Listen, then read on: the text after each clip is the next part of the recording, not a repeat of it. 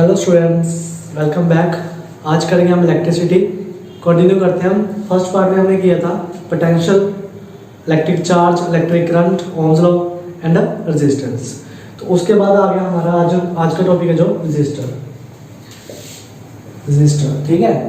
तो रजिस्टर्स क्या है हमारे पास, देखो कोई भी आपका कंडक्टिंग मटेरियल हो सकता है जिसकी पर्टिकुलर वैल्यू होगी, रेजिस्टेंस होगा उसके पास कुछ, जैसे आपका बल्ब हो गया, आपका फैन हो गया, टीवी, फ्रिज, कुछ भी है जो भी आपकी होम अप्लायंसेस है, तो ये सारी चीज़ें क्या है हमारे रजिस्टर है।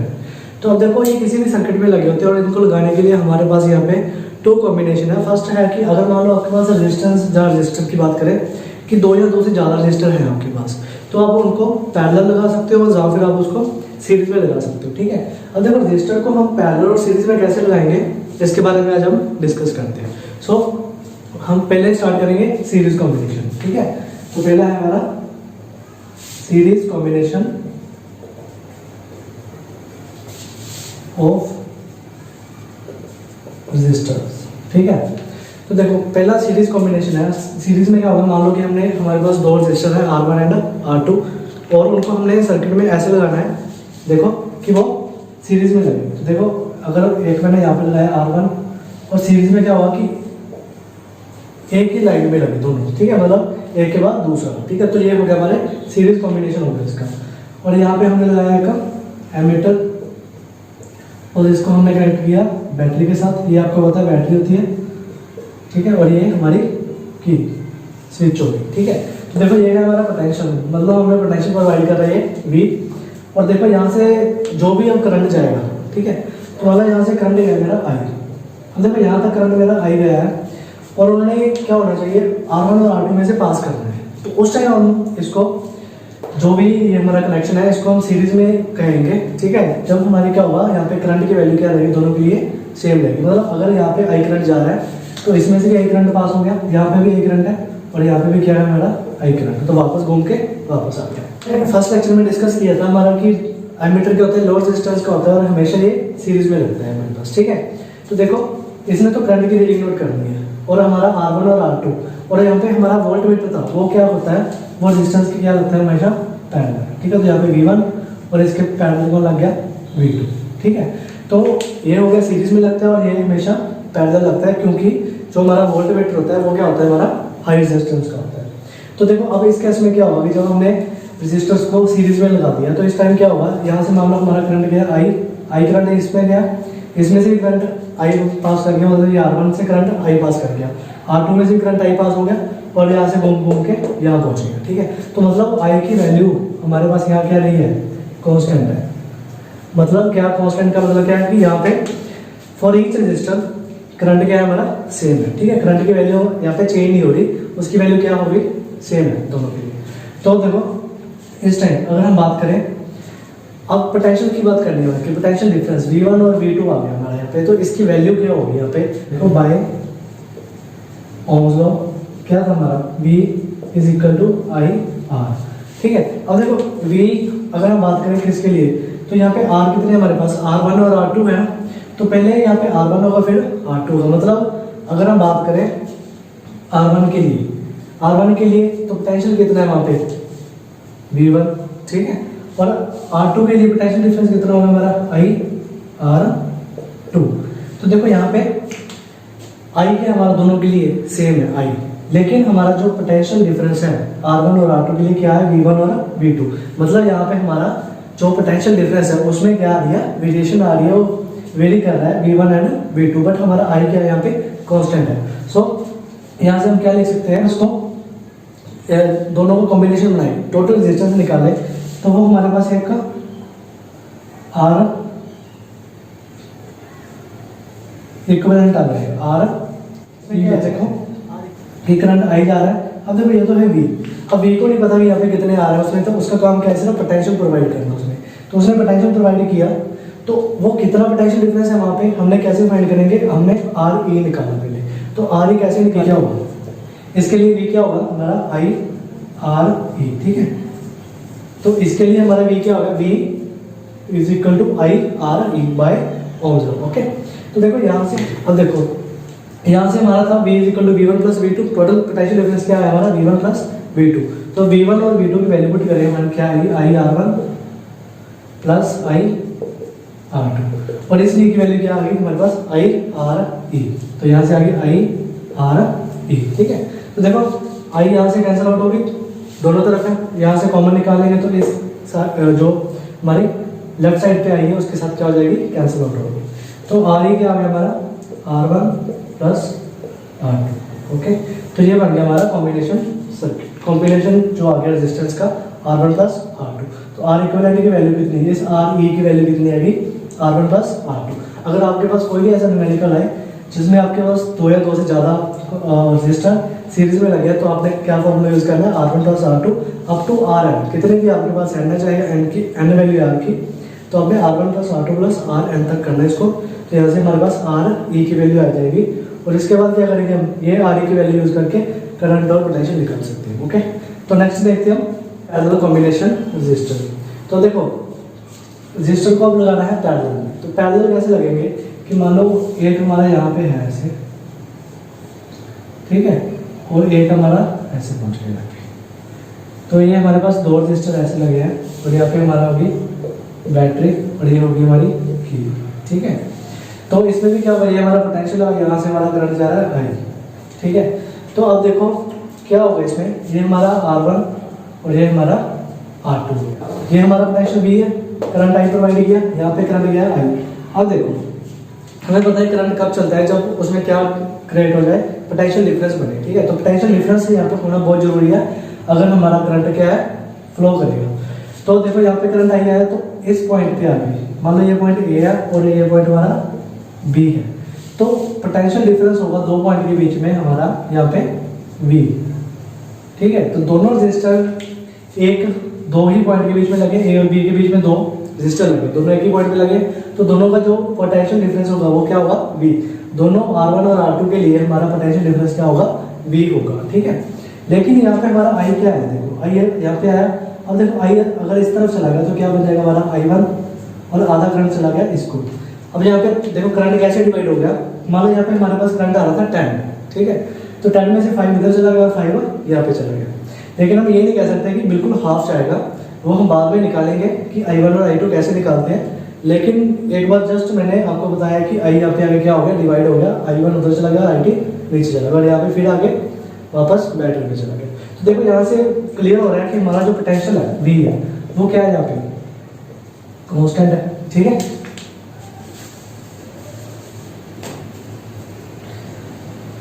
तो हमारा V यहाँ पे क्या है, कांस्टेंट है, लेकिन हमारा I क्या हो रहा है, हमारा वेरी कर रहा है दोनों के लिए, उसकी वैल्यू क्या हो रही है, डिवाइड हो रही है, I1 प्लस I2 हो गया यहाँ पे।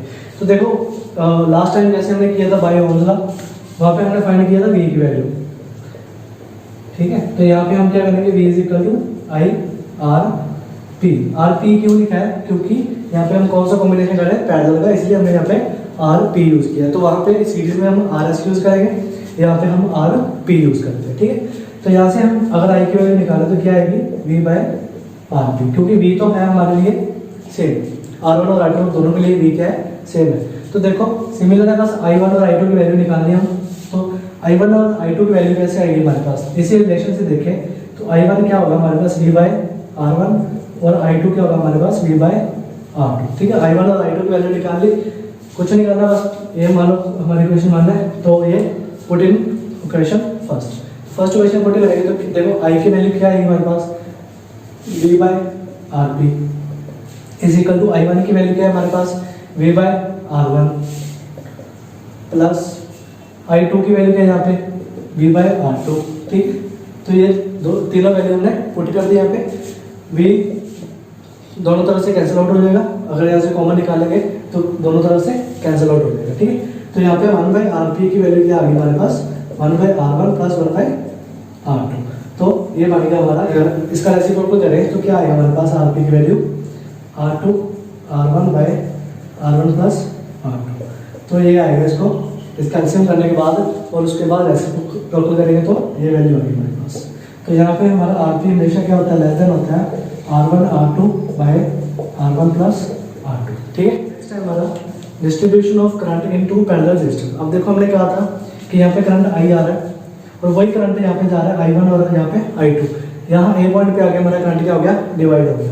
अब देखो potential difference between 2 point A और बी में क्या होगा हमारा, देखो पोटेंशियल डिफरेंस हमने लिखा था डेल्टा वी क्यों लिखा है कि पोटेंशियल डिफरेंस लिखना, मान लो V2 माइनस V1 लिख लेते हैं ना, तो ऐसे ही यहाँ पे हमारा क्या होगा VA माइनस VB, मतलब A और B के बीच में जो हमारा पोटेंशियल डिफरेंस है फॉर रेजिस्टेंस R1 और R2, तो VA माइनस VB के किसके इक्वल हो गया हमारा यहाँ से I1 और R1, similar VA minus VB is equal to I2 R2, ठीक है। तो ये दो वैल्यू होगी हमारे पास, यहाँ से हम क्या करेंगे I2 की वैल्यू निकालेंगे, ये मान लो क्वेश्चन फर्स्ट और ये सेकंड, तो दोनों को क्या किया हमने इक्वल किया, तो ये कैंसिल आउट हो गए दोनों आपस में, क्या आ गया हमारे पास I1 R1 is equal to I2 R2। तो यहाँ से हम I2 की वैल्यू निकालें, क्या आएगी I R1 by R2। Clear हो गया इतना कि पोटेंशियल डिफरेंस निकाला VA माइनस VB की हमने I1 R1 और फॉर रेजिस्टेंस 2 के लिए I2 R2, दोनों को इक्वल किया, I1 R1 is equal to I2 R2 हो गया, और I2 की वैल्यू आ गई हमारे पास I1 R1 बाय R2, ठीक है। और ये I2 की वैल्यू हमने पुट कर दिया क्वेश्चन यहाँ पे, ये क्वेश्चन कोई फर्स्ट थी, तो पुट इन क्वेश्चन फर्स्ट, तो इसमें पुट करेंगे तो क्या आएगा हमारा, देखो I1 प्लस I2 की वैल्यू क्या है हमारी I1 R1 बाय R2, ठीक है, is equal to I।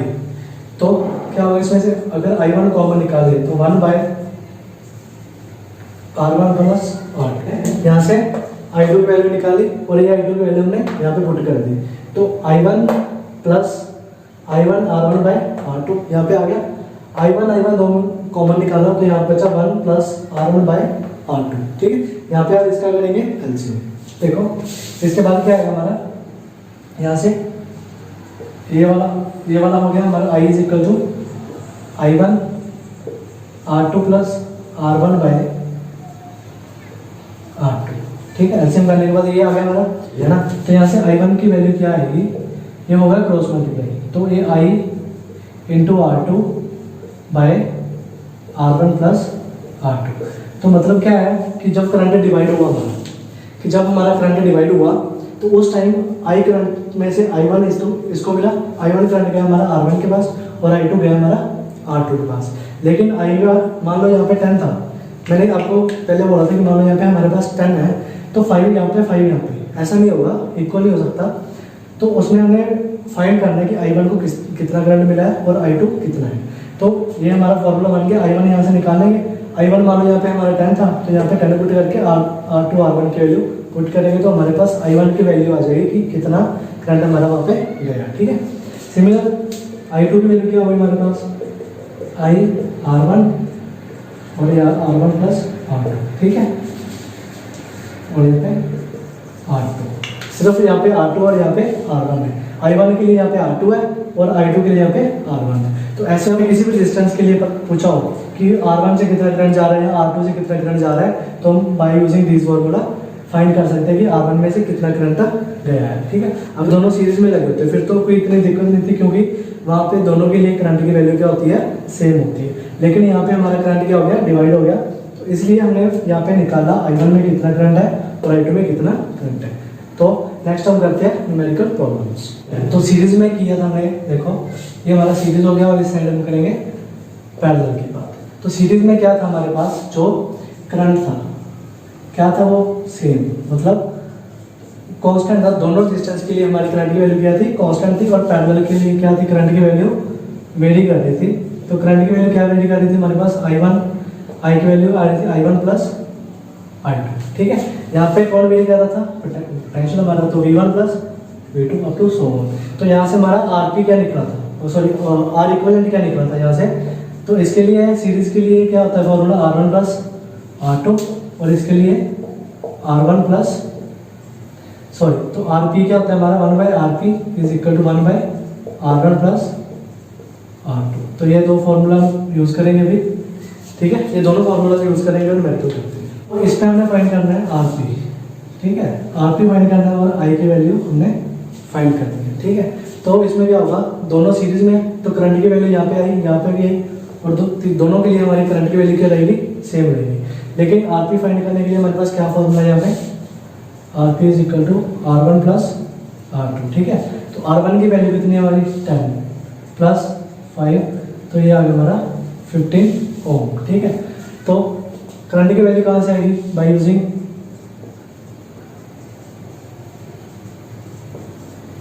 V is equal to IR, ठीक है। तो R की वैल्यू यहाँ पे हमने फाइंड की है, या फिर RP लिखेंगे, RS सॉरी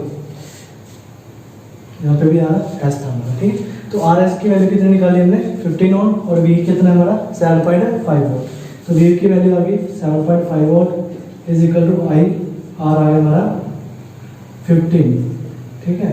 तो 7/5 15 आगे डिवाइड हो गया इज इक्वल टू I, तो कितना आंसर आ गया हमारा 0.5, तो I की वैल्यू आ गई 0.5 एम्पीयर, ठीक है। तो ऐसे इसको सॉल्व करना है कि दोनों को सीरीज में कर दिया R1 प्लस R2, यहाँ से हमारी RS की वैल्यू आ गई, सॉरी यहाँ पे भी हमारा RS है। तो देखो इसमें क्या किया हमने, दोनों को सीरीज में किया, RS की वैल्यू निकाली R1 प्लस R2, तो 15 ओम आ गया। उसके बाद हमने निकालना है करंट, तो V is equal to IR, V और R की वैल्यू को ठीक है हमारे पास I आ गया। तो नेक्स्ट देखो इसमें क्या है हमारे पास कि A का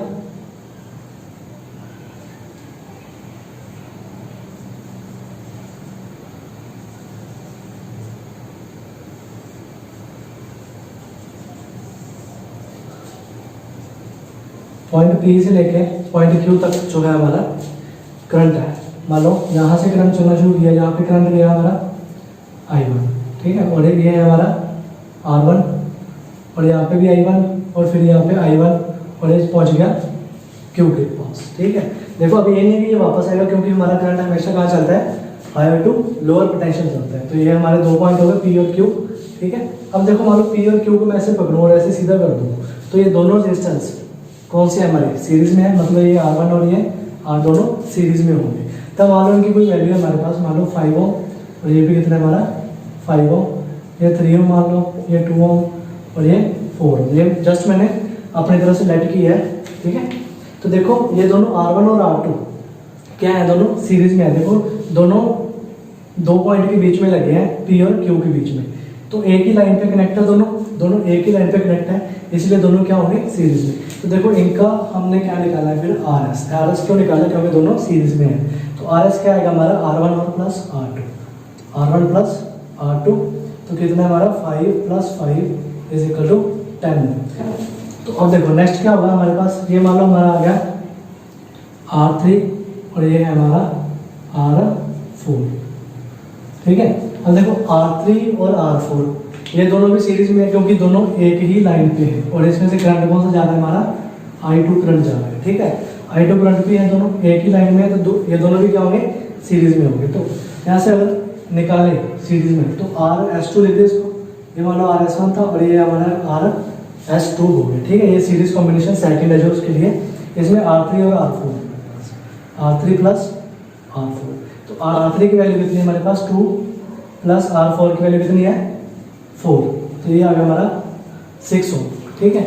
RS2 कितना आ गया 6 ओम, देखो 2 प्लस 4 कितना आ गया 6 के बीच वाला। तो अब देखो इन दोनों को मैं अगर हटा दूँ यहाँ से, तो एक नई डायग्राम ऐसे बनेगी हमारे पास, ठीक है। ये दोनों को हटा के कितनी आंसर आया था हमारा 10 ओम, तो ये हो गया हमारा 10 ओम का।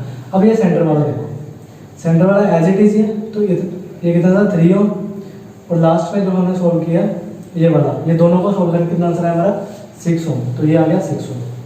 तो देखो ये बन गई हमारी नई डायग्राम, ठीक है। ये नई डायग्राम बन गई, तो इसमें हमारी तीनों वैल्यू आ गई, ये दोनों ये आगे, ये सेंटर वाला और ये लास्ट वाला दोनों सीरीज में यहाँ पे आ गए। अब देखो अब ये तीनों क्या हो गए पैरेलल में हो गए। अब तीनों पैरेलल में हो गए तो आंसर कैसे आएगा आरपी, देखो 1/10 प्लस 1/3 और प्लस 1/6, ठीक है। तो जब इसको आप निकालोगे तो देखो जो भी आपके यहाँ पे आंसर आएगा वो हमारी आरपी की वैल्यू होगी, ठीक है। तो आरपी की वैल्यू आपने निकालनी है और मुझे कमेंट में बताना है कि आपका आरपी कितना है, ठीक है। तो ये ऐसे करके निकाल सकते हो। कल इसके बाद हम कुछ और न्यूमेरिकल प्रॉब्लम जो है सॉल्व करेंगे और आप कुछ न्यूमेरिकल प्रॉब्लम्स में आपको सॉल्व करने के लिए दूंगा, ठीक है। अब देखो बिल्कुल लास्ट जो छोटा सा टॉपिक बचा हमारा वो ये है कि देखो सीरीज और कॉम्बिनेशन सर्किट हम यूज़ कर रहे हैं, तो इसको यूज़ करने के कुछ फायदे होंगे, हमारे पास कुछ बेनिफिट है और ना यूज़ करने के कुछ ड्रॉबैक्स होंगे यहाँ पे, ठीक है। तो देखो अगर हम सीरीज में यूज़ कर रहे हैं, सीरीज वाला कनेक्शन, देखो ऐसे बल्ब लग जाते हैं 1 2 3, तो काफ़ी ऐसे तो वो ऐसे सर्किट होता है ना, कि वो बैटरी के साथ लंबी लाइन में मतलब क्या होते हैं, कनेक्ट होते हैं। तो इसमें देखो यहाँ से करंट गया, मान लो आई करंट, इसमें भी करंट आई, यहाँ पे आई और यहाँ भी आई, तो सब में से आई करंट पास होगा, ठीक है, आई करंट पास होगा सब में से। अब देखो मान लो कि ये बल्ब जो है हमारा ये खराब हो गया, ये बल्ब हमारा खराब हो गया, ये चल नहीं पा रहा। अब देखो ये नहीं चल रहा, तो यहाँ से करंट पास ही नहीं हुआ आगे, तो बाकी वाले बल्ब भी क्या करेंगे, ग्लो नहीं करेंगे। तो इसका मतलब अगर एक खराब हो गया तो बाकी सारे क्या हो जाएंगे, हमारे खराब हो जाएंगे, ठीक है। अगर घर में बात करें तो ये सीरीज कॉम्बिनेशन हम यूज़ नहीं करेंगे, क्योंकि इसकी ज़्यादा एडवांटेज नहीं है, हमारा जो सर्किट है वो खराब हो जाता है, ठीक है। अब बात करेंगे नेक्स्ट पैरेलल सर्किट की। अगर पैरेलल में हम कॉम्बिनेशन लगा रहे हैं, पैरेलल कॉम्बिनेशन यूज़ कर रहे हैं रजिस्टर का, तो उसमें क्या होगा कि देखो ऐसे होता है कि हमारे पास यहाँ पे लगी है चीज़ और यहाँ पे लगी है और यहाँ पे लगी है, ठीक है। तो अब इसमें क्या होगा कि मान लो यहाँ से करंट आई जा रहा है यहाँ पे, और यहाँ पे करंट हो गया I1, इसमें I2 और इसमें I3, तीनों में डिफरेंट करंट जा रहा है, I1, I2 और I3। अब मान लो तीनों में से कोई एक भी खराब हो जाए, मान लो ये वर्क नहीं कर रहा हमारा R1, ये हमारा R1 है ना, तो मान लो ये काम नहीं कर रहा, तो करंट R2 और R3 में से पास हो जाएगा, पूरे का पूरा सर्किट जो वो ब्लॉक नहीं होगा। तो मान लो R2 भी काम करना बंद कर गया, तो लास्ट जो करंट है वो R3 में से पास कर जाएगा।